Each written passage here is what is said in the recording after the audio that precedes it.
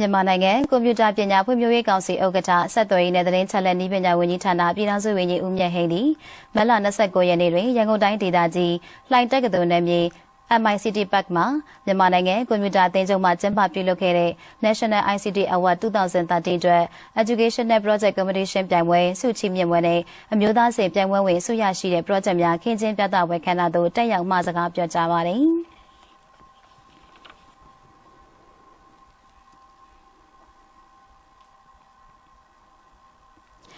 ပြည်ထောင်စုဝန်ကြီးမှပြောကြားရမှာ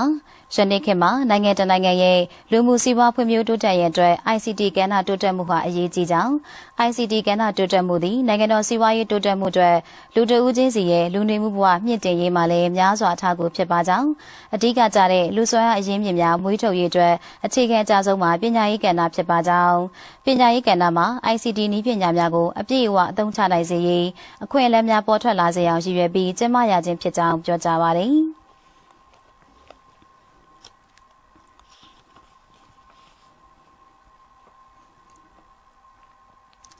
ဆက်လက်ပြီးမြန်မာနိုင်ငံကွန်ပျူတာပညာဖွံ့ဖြိုးရေးကောင်စီဒုတိယဥက္ကဋ္ဌသိပ္ပံနဲ့နည်းပညာဝန်ကြီးဌာနပြည်ထောင်စုဝန်ကြီးဒေါက်တာကိုကိုဦးမှအမှာစကားပြောကြားပါတယ်။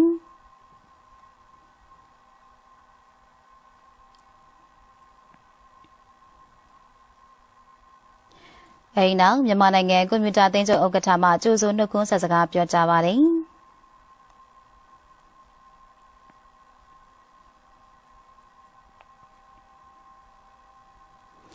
အဲဒီနောက် National ICT Award 2013အတွက် Educational Project Competition ပြိုင်ပွဲဆုရရှိသူများအားမြန်မာနိုင်ငံကွန်ပျူတာပညာဖွံ့ဖြိုးရေးကောင်စီဥက္ကဋ္ဌဒုတိယဥက္ကဋ္ဌနဲ့တာဝန်ရှိသူများကဆုများကိုချီးမြှင့်ပါတယ်။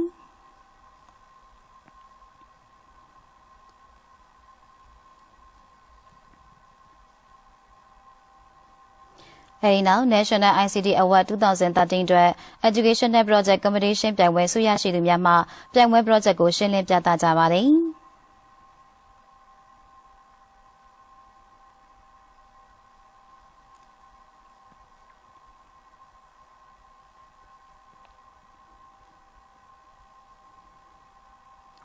အဲဒီနောက်ပြည်ထောင်စုဝန်ကြီးများနဲ့ဧည့်သည်တော်များမှပြိုင်ပွဲမှာခင်းကျင်းပြသထားတဲ့ ICT project များအားလှည့်လည်ကြည့်ရှုအားပေးခဲ့ကြောင်းသိရှိရပါတယ်ရှင်။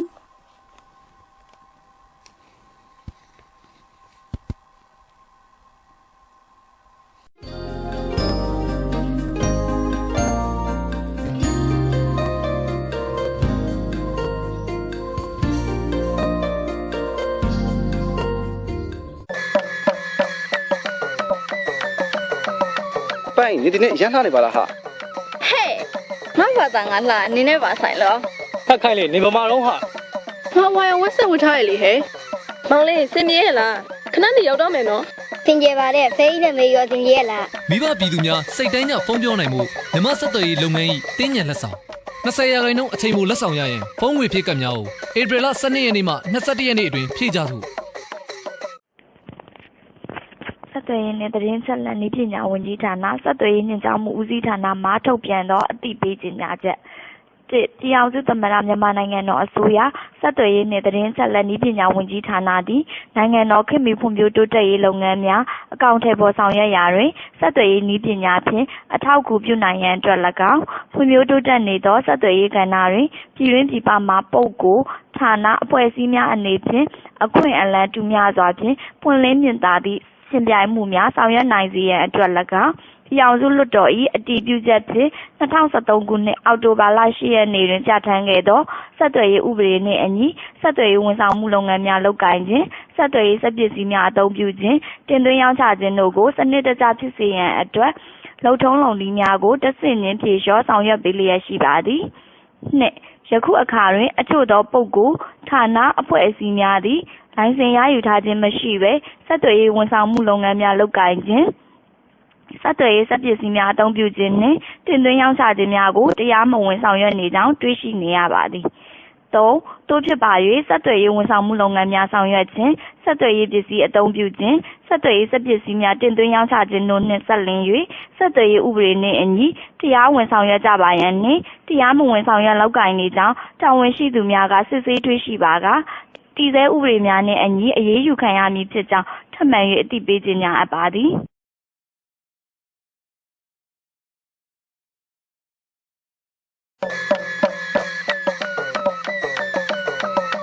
ပိုင်နေဒီနေ့ရမ်းထားနေပါလားဟာ ဟဲ့ငါဘာသာငါလာနင်းနဲ့ပါဆိုင်လော ဖက်ခိုင်းလေနေဗမာတော့ဟာ ငါဝါရဝက်ဆက်ဝထားရလေဟဲ့မောင်လေးစင်ပြေရဲ့လားခဏလေးရောက်တော့မယ်နော် စင်ကြယ်ပါတဲ့ဖေးနဲ့မေရောစင်ကြယ်လား မိဘပြည်သူများစိတ်တိုင်းကြဖုန်းပြောနိုင်မှုမြမဆက်သွယ်ရေးလုပ်ငန်း၏တင်းညံလက်ဆောင်20ရာခိုင်နှုန်းအချိန်မူလက်ဆောင်ရရင်ဖုန်းငွေဖြည့်ကပ်များကိုဧပြီလ12ရက်နေ့မှ21ရက်နေ့အတွင်းဖြည့်ကြစို့မ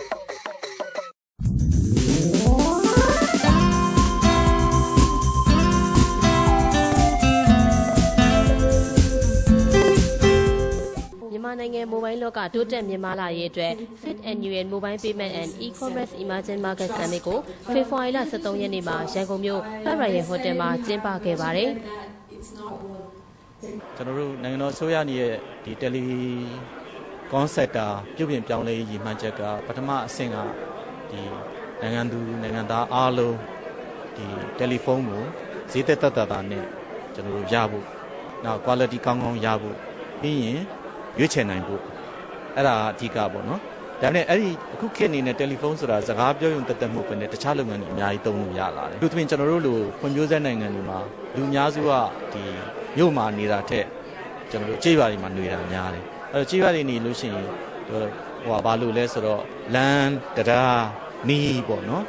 နောက်တယ်လီဖုန်းပေါ့နော်တယ်လီဖုန်းရသွားခဲ့ရင်သူကခုနပြောတဲ့တခြား value added service တွေသုံးလို့ရရင်ဘဏ်မရောက်သေးဘူးသူနဲ့ဘဏ်ကသူကဘာလို့ရလဲဆိုရင်ငွေလွှဲလို့ရမယ်ငွေထုတ်လို့ရမယ်ဟလာပစ္စည်းဝယ်လို့ရမယ်ပတ်စံချေလို့ရမယ်ပေါ့အဲ့ဒါကို mobile financial services လို့ခေါ်တယ်ပေါ့နော်ဒီ mobile financial service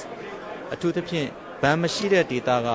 ကျွန်တော်တို့ရွာသူရွာသားကျေးရွာသူကျေးရွာသားများကဒီဘဏ်စနစ်ကိုအသုံးချနိုင်ခဲ့ရင်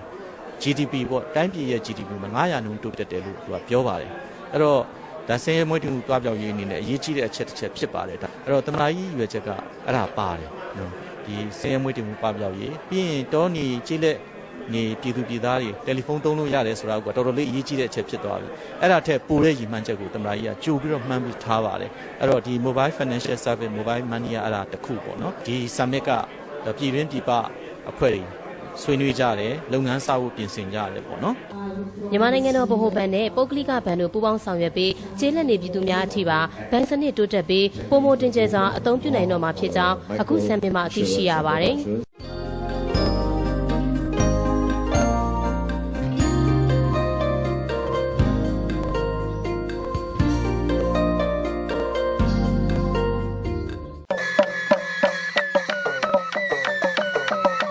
ပိုင်နေဒီနေ့ရမ်းထားနေပါလားဟာ ဟဲ့ငါဘာသာငါလာနင်းနဲ့ပါဆိုင်လော ဖက်ခိုင်းလေနေဗမာတော့ဟာ ငါဝါရဝက်ဆက်ဝထားရလေဟဲ့မောင်လေးစင်ပြေရဲ့လားခဏလေးရောက်တော့မယ်နော် စင်ကြယ်ပါတဲ့ဖေးနဲ့မေရောစင်ကြယ်လား မိဘပြည်သူများစိတ်တိုင်းကြဖုန်းပြောနိုင်မှုမြမဆက်သွယ်ရေးလုပ်ငန်း၏တင်းညံလက်ဆောင်20ရာခိုင်နှုန်းအချိန်မူလက်ဆောင်ရရင်ဖုန်းငွေဖြည့်ကပ်များကိုဧပြီလ12ရက်နေ့မှ21ရက်နေ့အတွင်းဖြည့်ကြစို့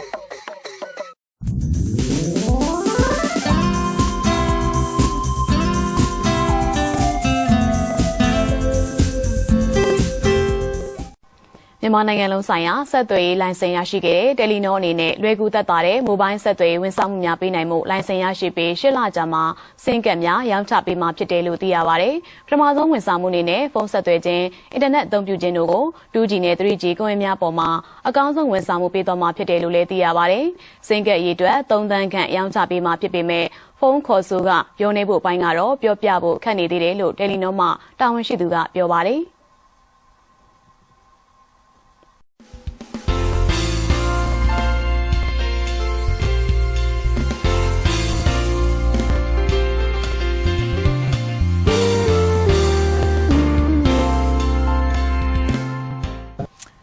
Well, Telenor, we love competition. တယ်လီနောရှင်ပြိုင်ရတာနှစ်သက်ပါတယ်ဈေးကွက်ထဲမှာရှင်ပြိုင်နေဆိုတာအသုံးပြုမဲ့ပြည်သူတွေအတွက်အကျိုးမြတ်ရှိမဲ့အရာတွေကိုပြိုင်ဆိုင်လုပ်ပေးတာမျိုးကိုခေါ်ပါတယ် I know that both ourselves and the competitors will try တယ်လီနောတွေမကောက်ဘူးအခြားကုမ္ပဏီတွေကလည်းအပြိုင်ဆိုင်လုပ်လာမယ်ဆိုရင်တယောက်နဲ့တယောက်ကကောင်းမွန်တဲ့ဝန်ဆောင်မှုတွေပေးနိုင်အောင်တက်တာတဲ့ဈေးနှုန်းနဲ့ရောင်းချနိုင်အောင်ကြိုးစားမှာဖြစ်ပါတယ် and that you are giving the best rate ဈေးနှုန်းနေထားဘယ်လိုပုံစံနဲ့ဘယ်လောက်ဖြစ်လာမယ်ဆိုတော့လောလောဆယ်အတိအကျတော့မပြောနိုင်သေးပေမဲ့ပြိုင်ဆိုင်မှုတွေများလာမှာဖြစ်တဲ့အတွက်ကောင်းမွန်တဲ့ဝန်ဆောင်မှုတွေပေးနိုင်မယ်လို့ထင်ပါတယ် to make mobile telephony and internet affordable for the အများပြည်သူအတွက်လောက်တာဆိုတော့အကောင်းဆုံးဖြစ်အောင်လုပ်သွားမှာပါ entire population of Myanmar to mobile telephony.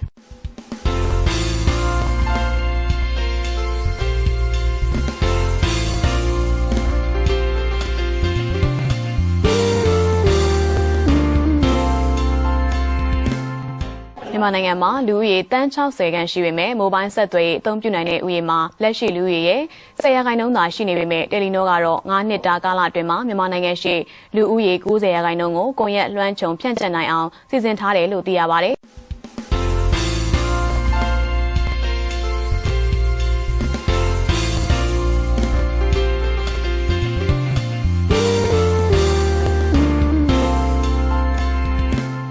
ငါတို့ကကြီးပဲဒီတယ်လီကွန်ဝန်ဆောင်မှုကိုဆောင်ရွက်တဲ့နေရာမှာဒီဘတ်ဂျက်ကိုအားကိုးပြီးတော့ဆောင်ရွက်ကြရတယ်ဟိုဘတ်ဂျက်ဆိုတာကလည်းဟာလာနိုင်ငံတော်အစိုးရအနေနဲ့အားလုံးကိုမျှဝေခွဲဝေပေးရတာဖြစ်တဲ့အတွက်တိုးချဲ့နိုင်တယ်လို့မတိုးချဲ့နိုင်ဘူးအဲ့တော့ပြည်သူတွေရဲ့ဆန္ဒကိုအများဆုံးဖြည့်ဆည်းပေးဖို့ဆိုရင်ဟာလာအခုလိုမျိုးတခြားပုဂ္ဂလိကလုပ်ငန်းရှင်တွေဒါနိုင်ငံခြား investor တွေလာပြီးတော့ရင်းနှီးမြှုပ်နှံမှာပဲဒီပြည်သူတွေလိုအပ်ချက်ကမြန်မြန်အကောင့်တွေဖော်နိုင်မှာဖြစ်တဲ့အတွက်ကြိုးစားပါတယ်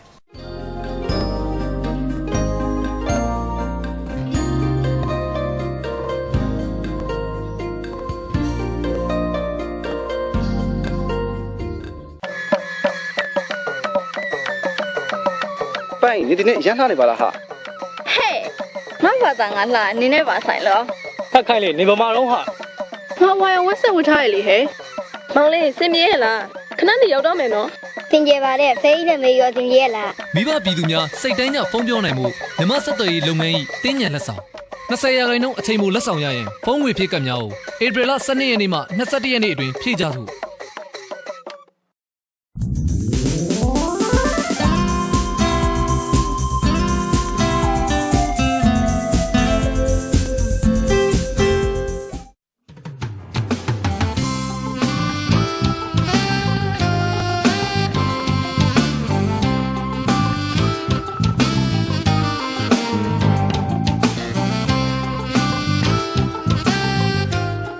စိတ်ကလေးစားပါတော့မိဘပြည်သူညီကိုမောင်တော်များခင်ဗျာကျွန်တော်မြန်မာနိုင်ငံရဲ့ဆက်သွယ်ရေးကဏ္ဍပုံမှုဖွံ့ဖြိုးတိုးတက်လာဖို့အတွက်နိုင်ငံတော်မှာလွန်ခဲ့တဲ့2023ခုနှစ်ဇန်နဝါရီလမှာဆက်သွယ်ရေးလမ်းစစ်တင်တာခေါ်ယူခဲ့ပြီးနိုင်ငံတကာမှာကုမ္ပဏီပေါင်း90ကျော်ဝင်ရောက်ရှင်မြန်ခဲ့ရမှာတယ်လီနောနဲ့ Ooredoo စတဲ့ကုမ္ပဏီတစ်ခုကိုရွေးချယ်ခဲ့ပါတယ်ခင်ဗျာဆက်သွယ်ရေးသတင်းချက်လက်နဲ့ပညာဝန်ကြီးဌာနမှကျင်းပပြုလုပ်တဲ့ Ooredoo မြန်မာကုမ္ပဏီအားဆက်သွယ်ရေးလမ်းစဉ်ပြည့်တဲ့အခမ်းအနားနဲ့ပတ်သက်ပြီးတော့မိဘပြည်သူများသိရှိစေနိုင်ဖို့အတွက်ရိုက်ကူးတဲ့ဆက်ပေးတော့မှာဖြစ်ပါတယ်ခင်ဗျာမိဘပြည်သူများခင်ဗျာအခမ်းအနားကိုပြောင်းစုဝန်ကြီးများဒုတိယဝန်ကြီးများဌာနဆိုင်ရာကြီးကဲများဖိတ်ကြားထားတဲ့ဧည့်သည်တော်များနဲ့ Ooredoo ကုမ္ပဏီမှတာဝန်ရှိသူများတက်ရောက်ခဲ့ကြပါတယ်။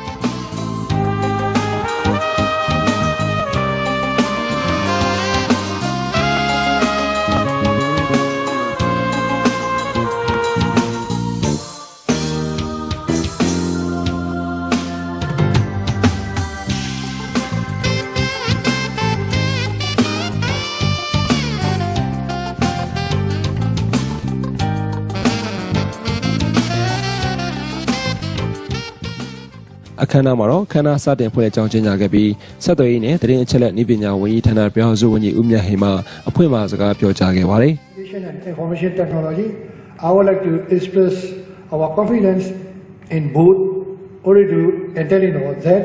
you will be able to meet your commitments and also contribute to the union government's development objectives. Although Ooredoo Group is quite young itself in global telecoms market, I am aware of various global awards your group has won in the past few years. ဆက်လက်ပြီး Ooredoo ကုမ္ပဏီမှဥက္ကဋ္ဌဖြစ်သူမှအမှားစကားပြောကြားခဲ့ပါတယ်ခင်ဗျာ When we win the second license in Myanmar, when I first heard that about the bid is gonna go in, we decided why we do not try and bid for it. People said you were named differently. Now you have a new brand, which is Ooredoo, still new in the market. How can you compete? The decision came that we have to be unique and different. အဲဒီနောက်ဆက်သွယ်ရေးနဲ့သတင်းအချက်အလက်နည်းပညာဝန်ကြီးဌာနဆက်သွယ်ရေးညွှန်ကြားမှုဦးစီးဌာနညွှန်ကြားမှုချုပ်ဦးခင်မောင်တန်းနဲ့ Oridu ကုမ္ပဏီမှဥက္ကဋ္ဌဖြစ်သူစာကီအဒူလာဘင်မိုဟာမက်တို့မှဆက်သွယ်ရေးလမ်းစဉ်နဲ့ပတ်သက်တဲ့စာရွက်စာတမ်းများလက်မှတ်ရေးထိုးခဲ့ကြပါတယ်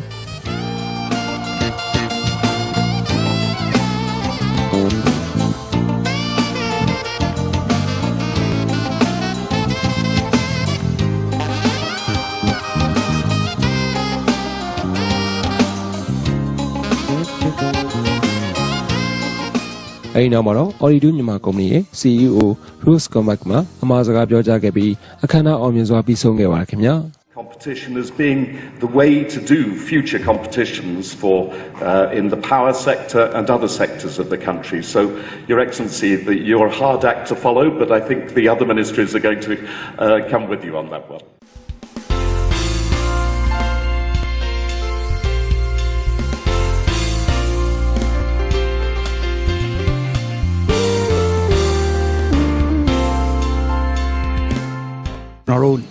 January 2013ကနေစပြီးတော့ရွေးခဲ့တဲ့ဆက်တွေ့ရေးဒီ license tender ပေါ့အဲ့ဒါရဲ့နောက်ဆုံးအပိုင်းပေါ့နော်ကျွန်တော်တို့ဒီရွေးချယ်ခံထားတဲ့ Telenor Myanmar Limited နဲ့ Oridu Myanmar Limited ထဲကဒီ Oridu Myanmar Limited နဲ့ကျွန်တော်တို့ဒီဝန်ကြီးဌာနနဲ့ license လက်မှတ်ရေးထိုးတဲ့အခမ်းအနားဖြစ်ပါတယ်ရွေးချယ်ရတဲ့အကြောင်းရင်းဆိုတော့ကျွန်တော်တို့အများကြီးပေါ့နော်ဒီပထမဦးဆုံးစတာတော့ဒီအစိုးရကနေ Union Government ပေါ့ကျွန်တော်တို့အစိုးရဖွဲ့ကနေဖွဲ့စည်းပေးတဲ့ Selection Committee ရှိပါတယ်အဲ့ဒီ Selection Committee နဲ့ဒီကျွန်တော်တို့နိုင်ငံတကာကနေရွေးချယ်ထားတဲ့ Consultant နဲ့ပေါင်းပြီးတော့ကျွန်တော်တို့ဒီ Selection မှာဘာတွေရွေးမယ်ဆိုတဲ့အချက်လက်တွေကျွန်တော်တို့ပြုစုတယ်ပြုစုပြီးတော့မှ Tender ခေါ်လိုက်တာ60ဖွဲ့ပေါ့60ဖွဲ့90ကျော်နိုင်ငံတကာက Operator 90ကျော်ကနေပြီးတော့ဝင်ပြီးတော့ရှင်ပြိုင်ကြတာပေါ့အဲ့ဒီရှင်ပြိုင်တဲ့အထက်ကနေကျွန်တော်တို့အဓိကအဖြစ်နှစ်ပိုင်းပေါ့နံပါတ်1ကတော့ technical criteria ပေါ့ဤပညာနဲ့ပတ်သက်တဲ့အချက်လက်တွေနောက်တစ်ခါဒီ financial criteria license ကြီးဘယ်လောက်ပေးနိုင်လဲဆိုတာပေါ်မှာမူတည်ပြီးတော့ဒီနှစ်ချက်ပေါင်းပြီးတော့ဒီမြန်မာနိုင်ငံနဲ့အသင့်တော်ဆုံးဖြစ်တဲ့ operator နှစ်ဦးကိုရွေးချယ်တာပေါ့နော်ရွေးချယ်တော့ဒီ Oridu နဲ့ဒီဟိုဗုဒ္ဓဟူးနေ့မှာလက်မှတ်ရေးထိုးပွဲတစ်ခါထပ်ပြီးတော့လုပ်ဖို့ရှိတယ် Telenor နဲ့ပေါ့အဲ့ဒီနှစ်ဖွဲ့ကိုကျွန်တော်တို့ရွေးချယ်ခဲ့တာဖြစ်ပါတယ်ခုနဖွင့်ပွဲမှာလည်းကျွန်တော်တို့ပြည်ထောင်စုဝန်ကြီးလည်းပြောသွားတယ်သူတို့ရဲ့တာဝန်ရှိတဲ့ပုဂ္ဂိုလ်တွေလည်းပြောသွားတယ်လေဒီ Oridu Myanmar Limited ကဒီအခု license ပေးပြီးတဲ့အချိန်ကနေဒီ2014 July ပေါ့နော် June July မှာတို့က network စပြီးတော့ဒီ launch လုပ်တော့မယ်ဝန်ဆောင်မှုတွေစပေးတော့မယ်အဲ့ဒီစပေးတဲ့အချိန်ကနေတော့တို့ကဒီ 3G လို့ခေါ်တာပေါ့နော် third generation net ဒီ service ကိုပေးမှာဆိုတော့ဒါနိုင်ငံတကာအဆင့်မီဝန်ဆောင်မှုပါအဲ့ဒီဟာမှာတို့ commitment တွေလည်းအများကြီးရှိတယ်ဆိုတော့ကဒီကျွန်တော်တို့ရဲ့တိုင်းပြည်ရဲ့90%ကျော်ကိုဟုတ်လားအချိန်ကာလတူတူနဲ့မှန်းမှုနိုင်အောင်ဒီ 3G network မှန်းမှုနိုင်အောင်နောက်တစ်ခါဝန်ဆောင်မှုမှာလည်းရေသွေးပြည့်မီရမယ်ဆိုတော့ကန့်သက်ဟိုစံချိန်စံညွှန်းတွေပေါ့ကျွန်တော်ကလည်းတတ်မှတ်ပေးလိုက်တယ်နောက်တစ်ခါနှုံထားလဲဒီ affordable price ပေါ့လူတိုင်းသုံးနိုင်မဲ့နှုံထားရအောင်ဆိုတော့သူတို့ရဲ့ commitment တွေဟိုကြည့်ပြီးကျွန်တော်ရွေးထားတာဆိုတော့အဲ့ဒီအတိုင်းပေးမှာဖြစ်တဲ့အတွက်ကျွန်တော်တို့ရဲ့ပြည်သားတွေအတွက်ကတော့ဒီအခုမြန်မာဆက်သွယ်လုပ်ငန်းကနေယူထားတဲ့ဝန်ဆောင်မှုတွေအပြင်ရွေးလို့ရသွားတာပေါ့နော် operator ၄ခုဖြစ်သွားမှာလေဟို Telenor Oridu အခုဒီနေ့စိုင်းထိုးတဲ့ Oridu နောက်တစ်ခါမြန်မာဆက်သွယ်ရေးရယ်ရတနာပုံ Teleboot ပေါ့နော်ဟို public limited ပေါ့ဒါလည်း operator မကြရင်ဖြစ်လာမှာပါဒီ၄ခုကနေကိုကြိုက်တာဝန်ဆောင်မှုနဲ့အရေးသွေးနဲ့ဒီနှုံထောင်းမှာမူတည်ပြီးတော့သူတို့ကြိုက်တာရွေးသုံးနိုင်တော့မှာဆိုတော့ပြည်သူတွေအတွက်ကတော့ကောင်းတာပေါ့လေ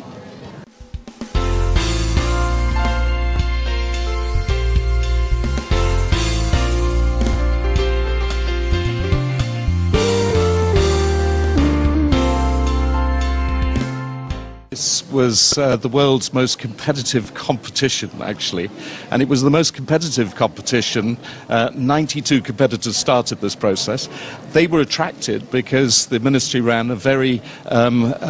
transparent and very tough process. We were challenged in every single dimension. How quickly can we roll out? How much of the population we could cover? Could we make affordable services available for as many people as possible? And we responded, we're going to be building 3G everywhere. We're leapfrogging the technologies to the very latest available in the world. We're going to reach 97% of the population by the end of year 5. And obviously the Ministry of Communications and Information Technology liked the sound of that.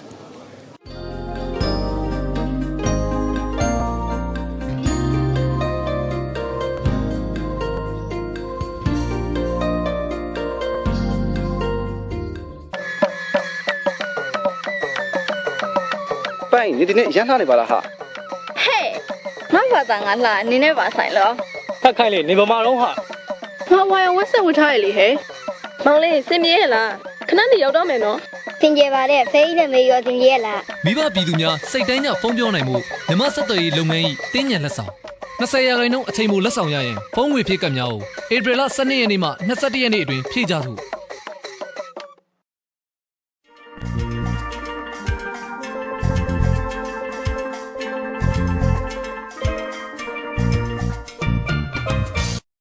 မြန်မာနိုင်ငံ၏စက်သွေးရေးကဏ္ဍအလင်းမြန်ဖွံ့ဖြိုးတိုးတက်စေရေးအတွက်ဂျပန်နိုင်ငံ၏အထောက်အပံ့ဖြင့်ဆောင်ရွက်ခဲ့သည့်စက်သွေးရေးကွန်ရက်များအလင်းမြန်ဖွံ့ဖြိုးတိုးတက်ရေးစီမံကိန်း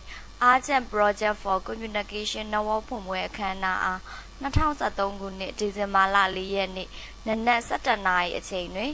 နေပြည်တော်ဒက္ခိဏသီရိမြို့နယ်ရှိ Network Operation Center အဆောက်အဦတွင်ကျင်းပရာဆက်သွယ်ရေးနှင့်သတင်းချက်လက်နည်းပညာဝန်ကြီးဌာနပြည်ထောင်စုဝန်ကြီးဦးမြတ်ဟိန်ဒုတိယဝန်ကြီးများပြည်ထောင်စုသမ္မတမြန်မာနိုင်ငံတော်ဆိုင်ရာဂျပန်နိုင်ငံတန်အမတ်ကြီးမစ္စတာမီကီယိုနူမာတာဂျပန်နိုင်ငံဆက်သွယ်ရေးနှင့်ပြည်ထရေးဝန်ကြီးဌာနမှတာဝန်ရှိသူများဂျပန်ပြည်ပြည်ဆိုင်ရာပူးပေါင်းဆောင်ရွက်ရေးအေဂျင်စီဂျကာမှဒေသတာဝန်ခံ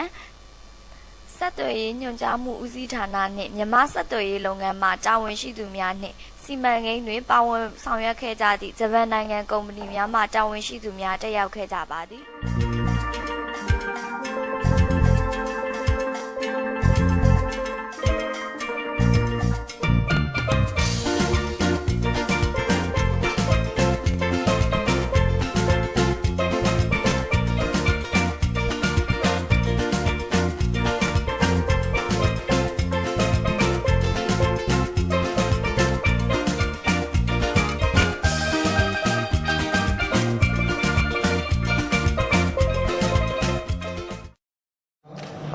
Officials from Japan International Cooperation Agency (JICA), Japanese technical consultants, Sumitomo Corporation, NTT Corporation, and NEC Corporation, officials from MCIE services. We don't have much experience in these areas as we have existed in the monopoly market for a long time. We are thankful for the assistance on behalf of the government of the Union of Myanmar to the government of Japan and its people for all the assistance and cooperation, and particularly for the Japanese technical assistance to our ministry.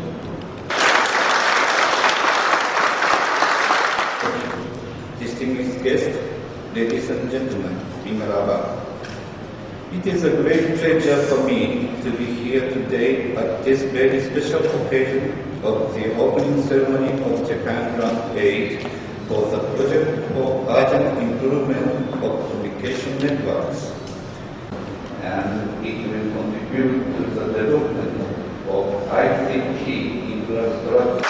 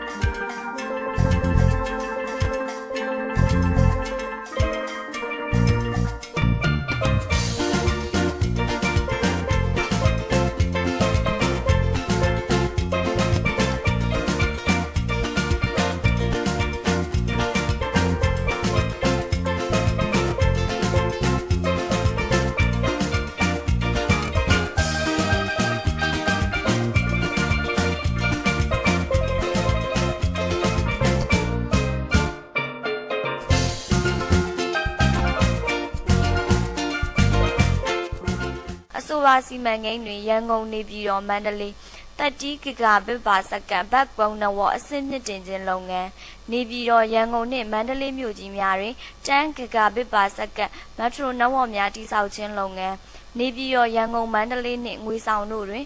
high speed broadband access LTE စနစ်တပ်ဆင်ခြင်းလုပ်ငန်း internet access များလွယ်ကူလျင်မြန်စေရေးအတွက်စက်ပစ္စည်းများအဆင့်မြင့်တင်ခြင်းလုပ်ငန်းနှင့် internet gateway အဆင့်မြင့်တင်ခြင်းစသည့်လုပ်ငန်းများပါဝင်ပြီးစီမံကိန်းစုစုပေါင်းတန်ဖိုးမှာဂျပန်ယန်းငွေ1.1 ဘီလီယံဖြစ်ကြောင်းသိရှိရပါသည်အဆိုပါစီမံကိန်းအားစီးကိန်းမတိုင်မီပြီးစီးအောင်ဆောင်ရွက်နိုင်ခြင်းကြောင့်စီးကိန်းကာလအတွင်းတယ်လီဖုန်းနှင့်အင်တာနက်ဆက်သွယ်ရေးများပိုမိုလျင်မြန်စွာသုံးစွဲလာနိုင်မည်အပြင်မြန်မာနိုင်ငံ၏ ICT ကဏ္ဍအတွက်လည်းများစွာအထောက်အကူဖြစ်ကြောင်းသိရှိရပါသည်